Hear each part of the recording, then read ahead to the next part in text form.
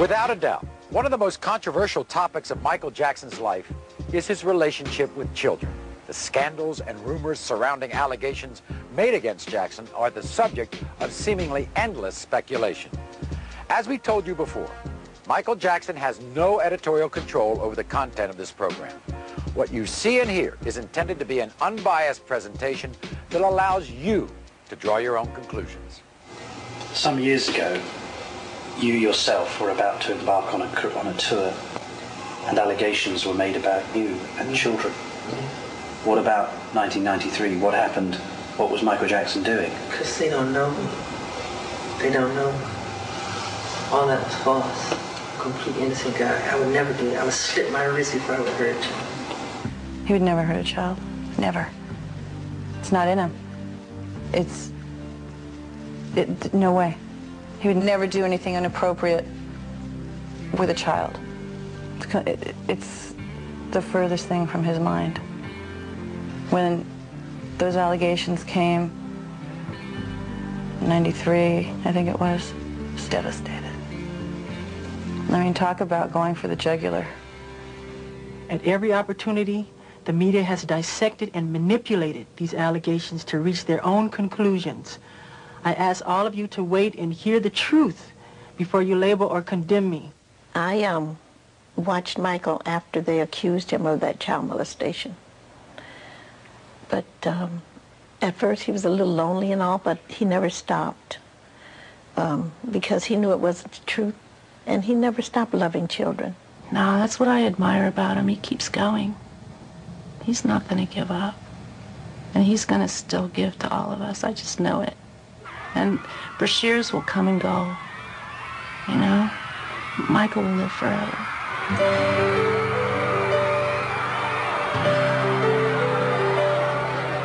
Apparently there's some confusion with sleeping in beds. My favorite thing to do is to sit in bed and watch TV. If you're coming over, take your shoes off, get on the bed, or watch the TV. Michael was never indicted. I said he was never charged. He was never anything. Now, they came in this house, right, and they tore this house apart. They went in my mother's safe. They went in, and they tore it up, and they went in my mother's high blood pressure pills, and they were looking at, I mean, just what were they looking for? They were trying to get some crap on Michael that was not true. What hurts you most? When they lie. The lies. They're complete lies. And it hurts. And it hurts me because I know there's children out there who has to hear that crap. Why do people do that when all you have done is brought some of the most beautiful music, most beautiful popular music that many of us have ever heard? Why do people want to judge you if you've done, all you've done is been an artist and brought wonderful music? Because with success, people become jealous. It hurts to be misunderstood. No matter how much you try to put people on track, there will still be some judgment, things said, that it's so far from the truth. Following the broadcast of Mr. Bashir's special, the speculation about what went on in Jackson's private life was once again headline news, primarily due to the story of Gavin, a young man who had reportedly been dying of cancer. Gavin was somebody who was diagnosed with cancer. Doctors gave him, I think, 3 weeks or 1 month to live. One of his last wishes was to meet Michael, a request fulfilled through Los Angeles businessman Jamie Masada. Then he said to me, he said, under his breath, he said, I want to meet Michael Jackson. At that point, I didn't know Michael Jackson. And I just came out of the room, I started crying. I didn't know what to do. I called Neverland. I said, is any way you can get a chance to call the kid? Then I'll come in next day, and I said, Gavin, he'll have a little smile on his face. I said, Gavin, what's going on? He said, Michael, call me. Gavin and his family formed an immediate bond with Jackson, creating an atmosphere that many believe played a large part in Gavin's recovery. You know, 2.5 years ago, the doctor, they said 2 more weeks is dead. Now he's alive. His appearance on the Bashir special showed a seemingly healthy and happy young man, clearly very fond of Jackson. And while Mr. Bashir did touch on Gavin's amazing recovery, many believe that the real focus was on Michael's relationship with the young man, especially the revelation that they had spent the night in the same room. The thing is upset me right now. The reason I'm giving you in the interview, because Gavin called me. He was crying on the phone. He went in gas station. The kid in gas station, they start kidding. Oh, you are the kid doing this with Michael. You slept in Michael. It's horrible to do to a kid. This kid been through life. He's been through horrible life so far. Since Mr. Bashir's documentary aired, Gavin and his mother have gone into seclusion after being bombarded by requests for interviews from tabloids around the world. This statement released to the press by Gavin's mother says, "I'm appalled at the way in which my son has been exploited by Martin Bashir.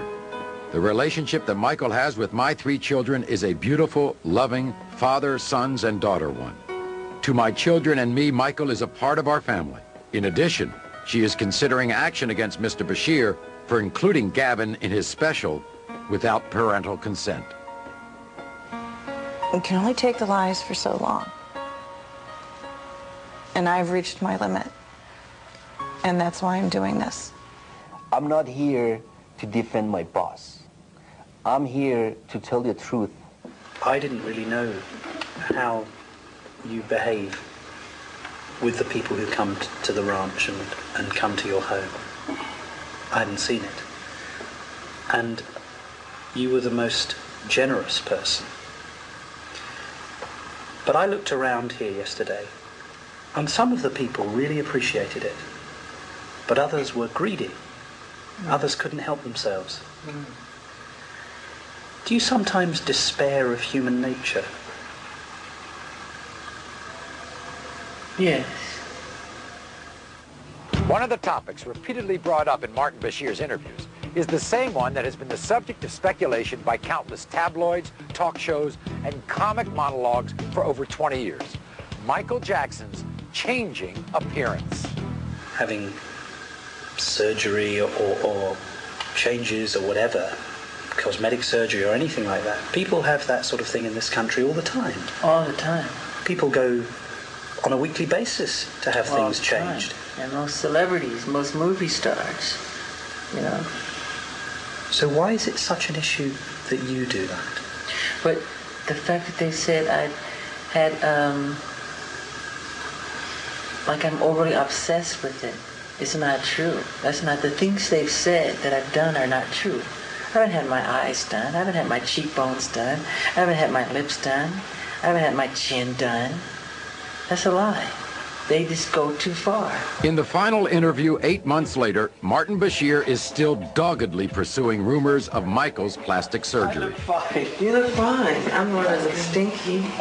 That's a nice. But you don't look stinky. An area of his life Bashir said he felt Michael had been less than honest about. You know, you physically changed, haven't you? The photographs of you, if I look at them. No, it's called adolescence. It's called growing and changing. Yeah, but even the shape of your face has changed. No, it has not. I've had no plastic surgery on my face, just my nose. It helped me breathe better so I can hit higher notes and have clearer. The press is like to add on all this stuff. Nothing's been done to my eyes, cheekbones, chins, lips, nothing. They made it all up. Do you think that people do go too far with plastic surgery, generally? Do you think it's become... So why are you so defensive when people say, Mick Jagger's had one, Paul McCartney may have had one, Michael Jackson's had one? They don't do it that way. What do they do? They just pick on me like I'm the only one that does it. That's why.